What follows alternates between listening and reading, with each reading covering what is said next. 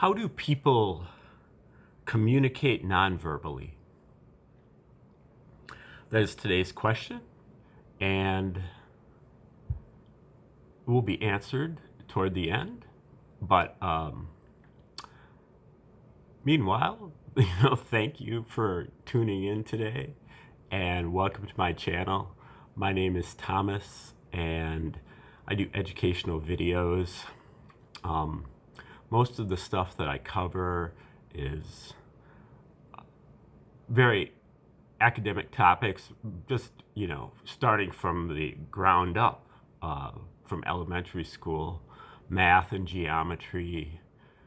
Then we got some physics and chemistry, astronomy, and even astrology. We've got health and fitness. We've got economics, history, and but I try to approach all these things from a different perspective. So you kind of have to unlearn a lot of things in order to relearn them. I try to approach these topics from a more spiritual point of view, what I would say more quantum point of view, more fundamental point of view.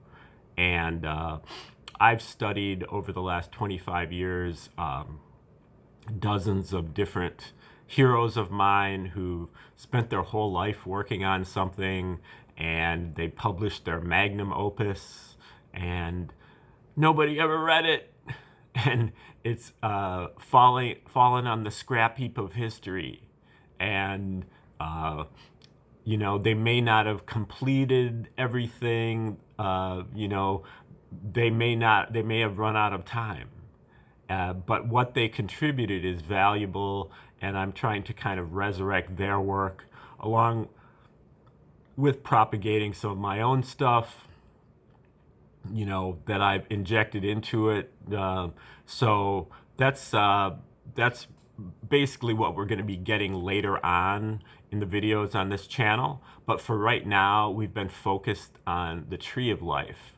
And the reason why we study tree of life is because it's another foundation. It's a structure that you use, and if you can memorize it and become fluent in it, you then all these other subjects that you'll be studying here in the future will be so much easier to assimilate, to integrate, to prioritize, to categorize, and to remember.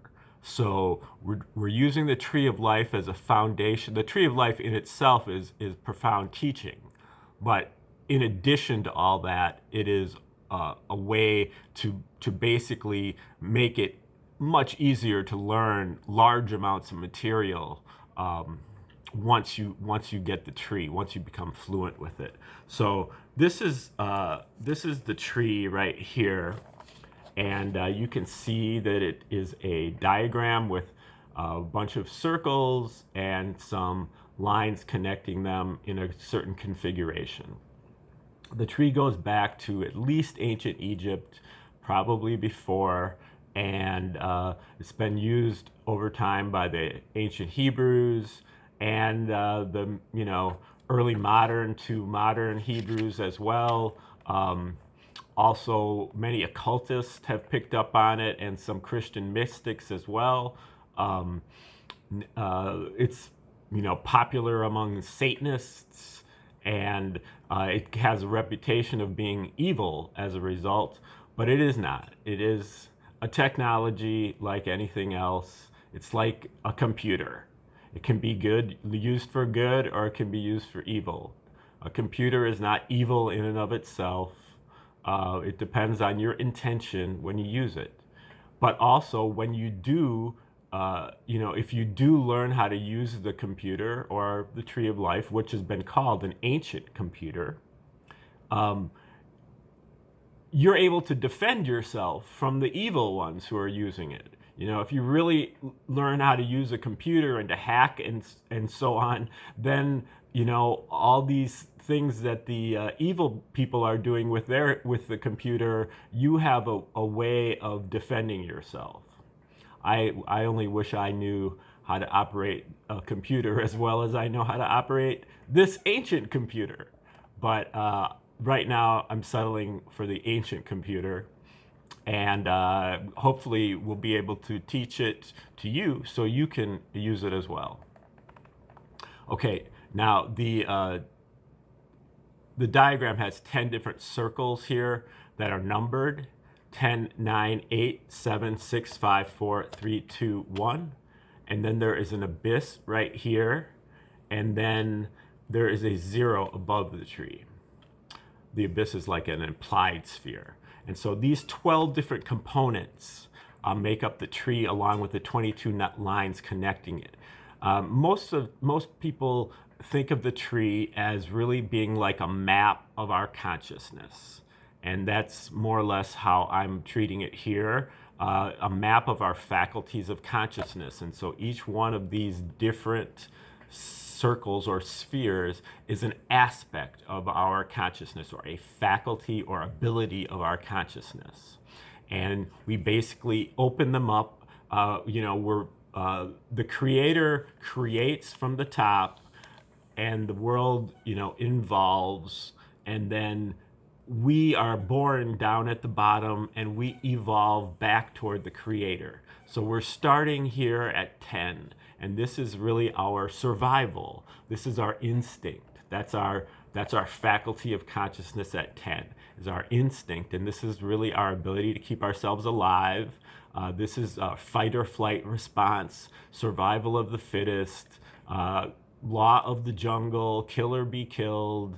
And this is also represents our body, the state of our body, and our life force. So our life force keeps us alive, regardless of our intention. But we can destroy our life force through our own actions, such as addictions and defilements and lusts of the body, that can cause us to destroy our life force or damage our life force. So we can do like a negative 10th sphere, but the 10th sphere kind of operates beyond our control, or subconsciously. Okay, the 9th sphere, where if the 10th sphere is like our wild animal consciousness, the 9th sphere is like our domestic animal. So this is what we're getting in the first years of our life. We're developing this, and this is what we're getting inside the home, in the domestic situation. We are highly receptive. Everything is new and different to us, fascinating to us. We stare at the most mundane things, and in particular our caregivers, the ones that are cleaning us up and feeding us. We develop devotion to them, and we really are receptive to their influence, and we stare at them and we watch what they do, and then we eventually imitate what they do, and then we practice that imitation until we get it right, till we get it the same way they did it, because these are very difficult tasks: learning how to talk, learning how to walk. And we have to practice it over and over again to get the hand-eye coordination or the muscle coordination together to be able to do it. But then once we practice enough, then we basically memorize it, or like I would say, become fluent in it. And so then it kind of drops down into the 10th sphere and becomes really automatic. So the 9th sphere is domestic consciousness, and it's about heightened receptivity, imitation, and repetition, and memorization. Okay, then at the 8th sphere, the 9th sphere is our domestic sphere. The 8th sphere is our public consciousness, our public sphere, which is, really boils down to our belief systems and our rational faculties. And this is the realm of the powers that be, the establishment, the institutions. This is what we start opening up when we go to school, when we go to church, we go out into public. We start being exposed to this consensus worldview, this world that the way everybody thinks, or at least that's how we perceive it. This is, when we learn stuff at school, they present it to us as if, there's no argument about this. This is the way it is. And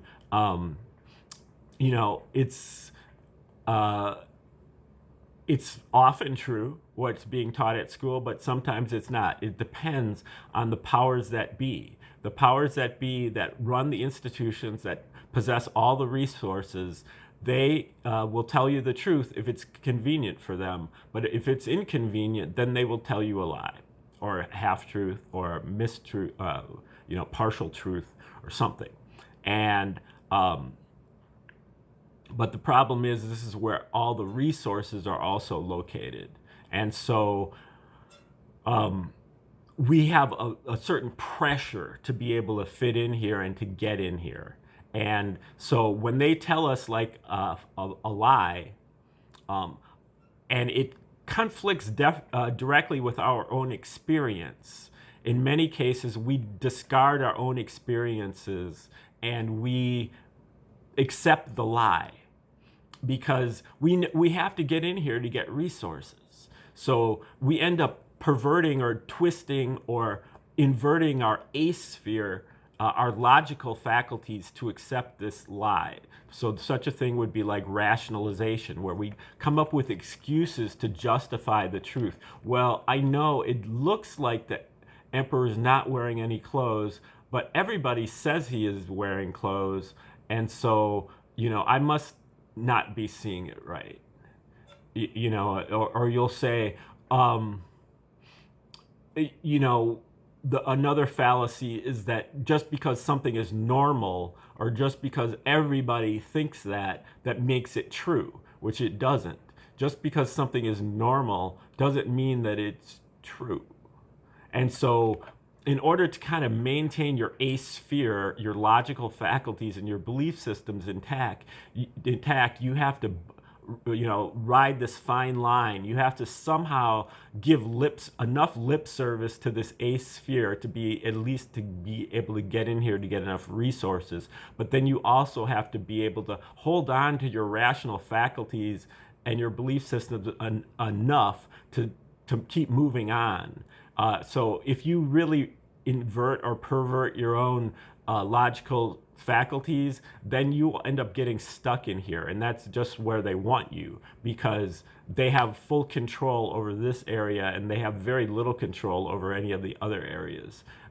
So they present the sphere to you as if they do have control over these areas here, especially the ninth sphere, especially through things like talking machines, televisions, and so on.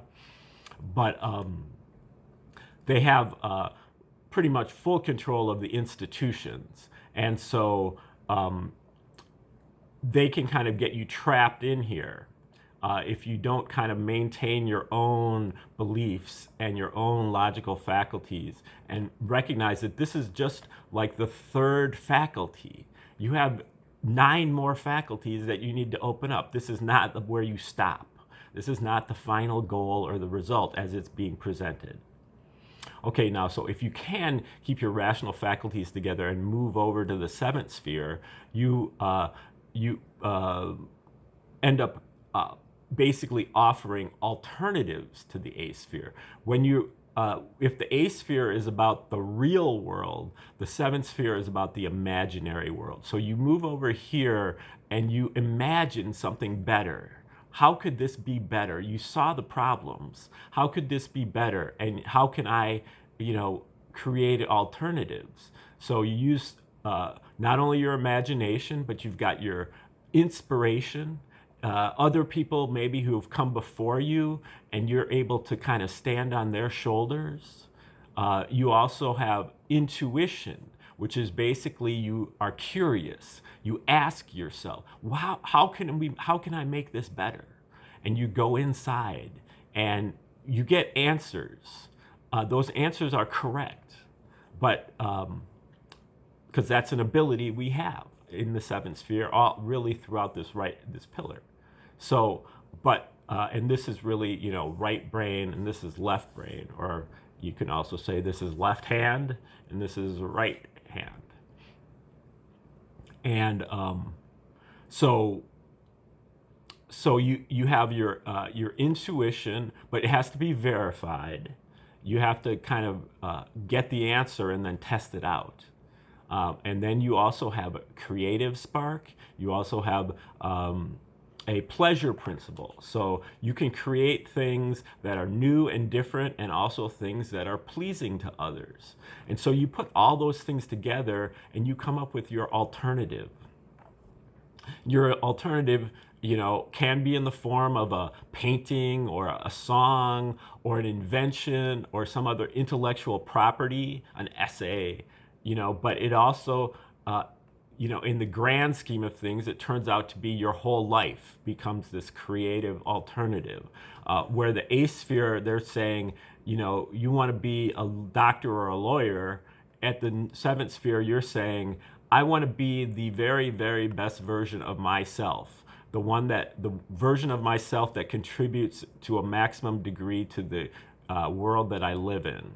So you basically, you go inside and you figure out, who am I?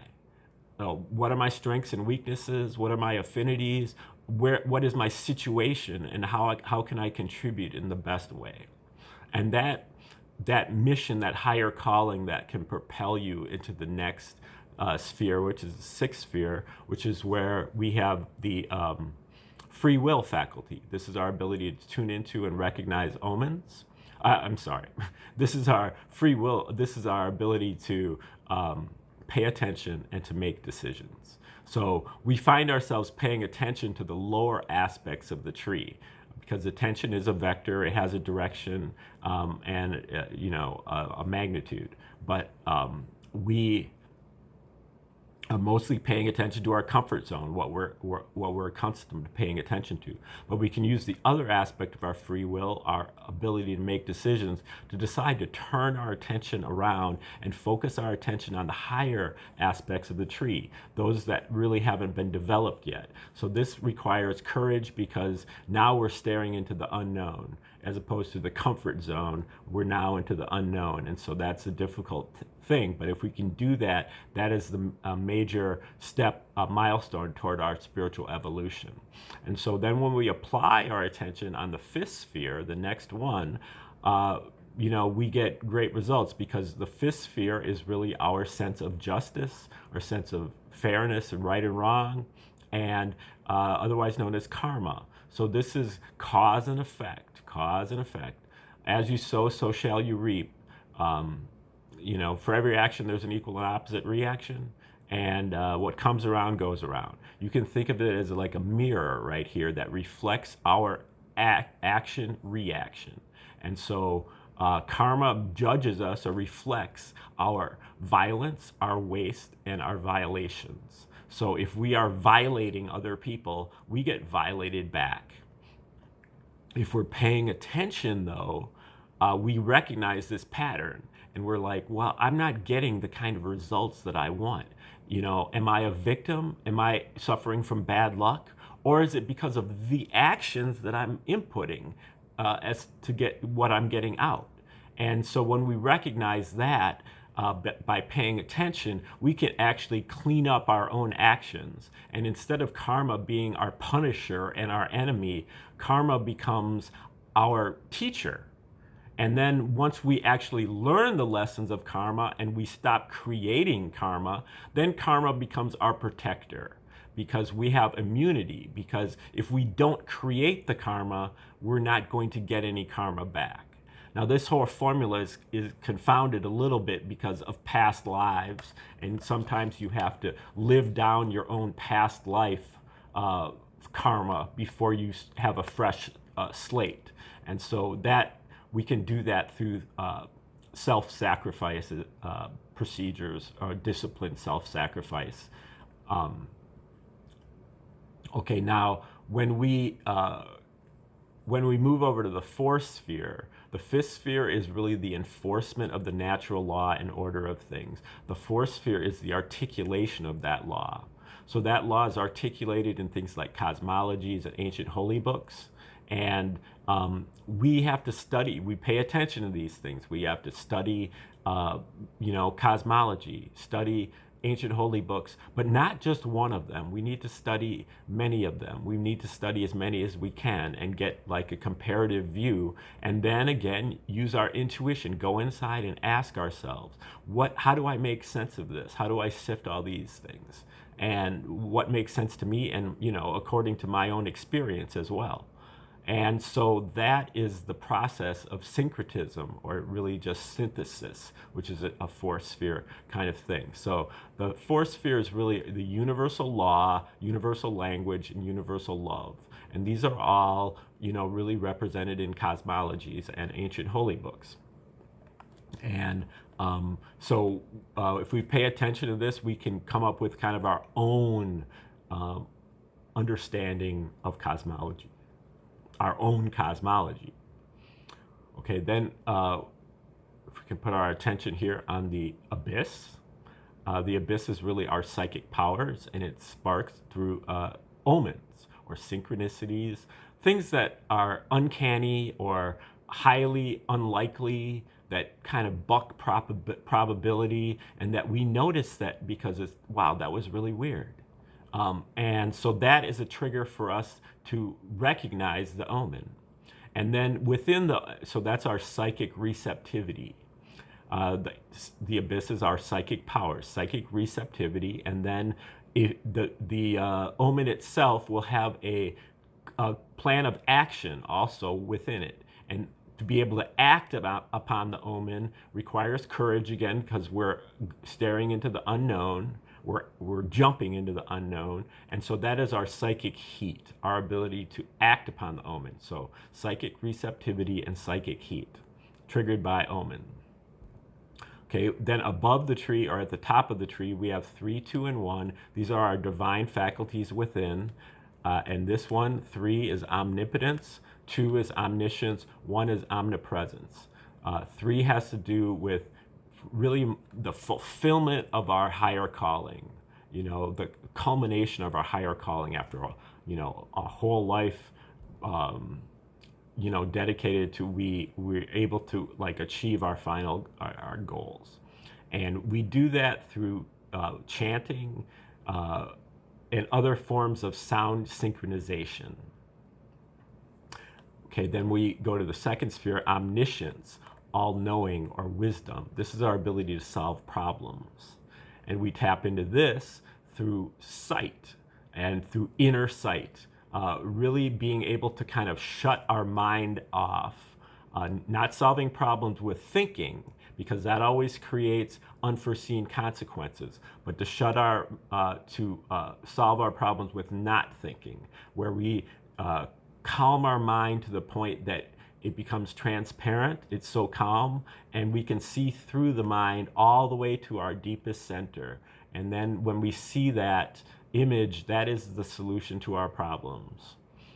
And so if we're actually able to not only see through the center of our mind, but to be at the center of our mind, at our deepest core, that is really like the first sphere, to merge with our higher self inside. And that's a unification process, because we determine that what is at our deepest center is the same as what's at everybody else's deepest center, everything else's deepest center. So we're unified with the whole universe. So, this first sphere is the whole universe, whereas the zero sphere is not in the universe. And the zero sphere is nothingness and a total mystery. So this is the zero sphere, where the first sphere is everything, the zero sphere is nothing. But they're both, one is in the universe, zero is out of the universe. But zero is also part of the creator. So this is still part of the creator, it's just not in the universe. Okay, so those are the initial 12 faculties of consciousness. Now we can take the whole tree and we can shrink it down into the size of one sphere and apply it to one sphere. So we can boil down each one of the 12 into its 12. So that totals out to 144 different mini aspects or fractal faculties of what I call the stages of life, history, cosmology, and spirituality. I've put those together into a little document that I'd be happy to share with you for free if you click the link in the description.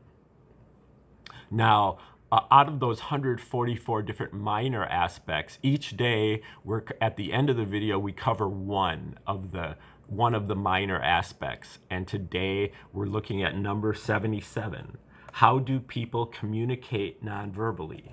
And this has to do with the fourth sphere, cosmology, the great holy books, universal law, universal love, and universal language.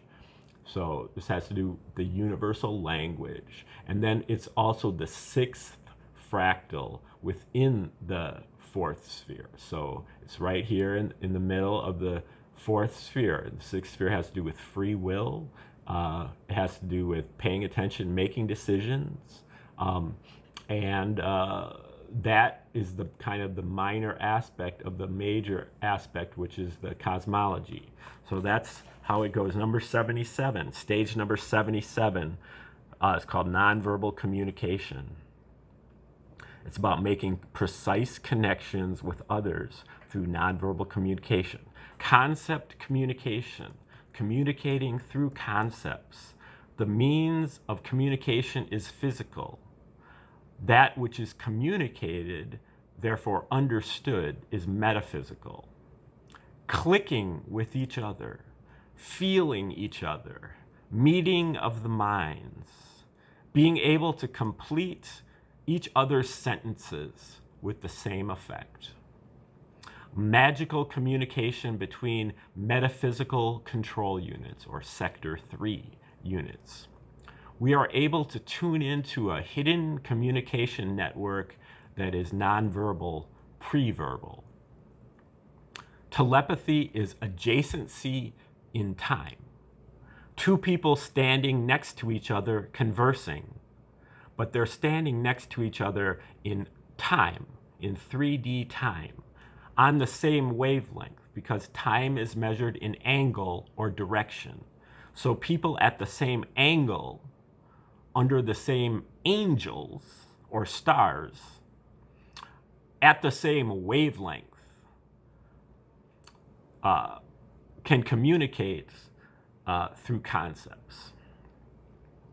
So to transmit the message, we must get the receiver on our wavelength, which is determined by the accuracy in degrees or meaning. The effectiveness of the communication is determined by the accuracy or preciseness. The sender of the communication, I think I skipped something, I'm sorry. Well, what I seem to be missing is that it's universally we can transmit simple messages universally. Everybody kind of has the ability to do that. But if it's a more complicated message, then it becomes,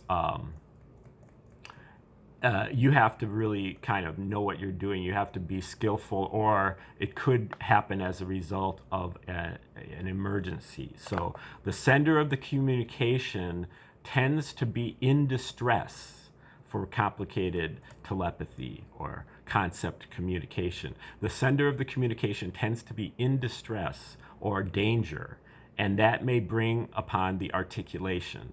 And the receiver must be highly receptive or empathic to get on the right wavelength.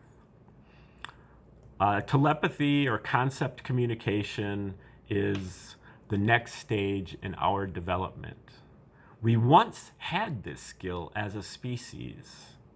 Now we're reconnecting to it at a higher level. This time with our individual properties intact. Telepathy is an intimate language that hits home and permits no concealment as we progress toward a social memory complex, a planet with one mind, but we can still be individuals. All right, that is the sixth fractal. of the fourth sphere. It's called Concept Communication, number 77. I appreciate that you stuck around to the end of the video. I'm a little bit nonplussed here because I feel like I lost one of the kind of the key concepts here, and I must have like cut and pasted it and not gotten it back. But anyway, thank you for paying attention to the video and for sticking around to the end. Please press the like button. You can also share the video with others. You can subscribe to the channel. You can make comments constructively in the comment section. You can get my free guide to the 144 Fractal Faculties by clicking the link in the description. You can donate to me directly through PayPal or not PayPal, Venmo and Cash App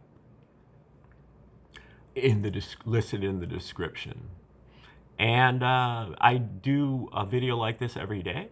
So stay tuned tomorrow for another one of the 144 different fractal faculties. And have a beautiful day.